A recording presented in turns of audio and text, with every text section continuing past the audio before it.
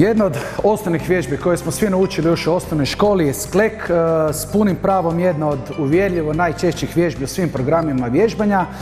Pokazat ćemo danas dvije varijante, jedna koja dominantno razvija prsne mišiće, odnosno pectoralis, i druga koja dominantno razvija triceps, odnosno stražnji dio nadlaktice.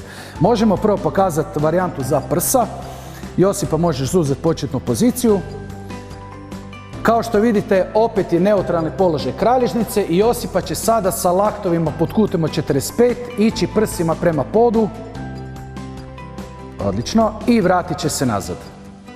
Evo ga, ovo je bio jedan sklek, možeš Josipa u početnu poziciju, ovo je bio sklek prikazan, dakle, koji dominantno gađa prsni mišić. Da bismo pogodili mišić stražnji, triceps, stražnji mišić nadlaktice, moramo laktove povući usko uz tijelo.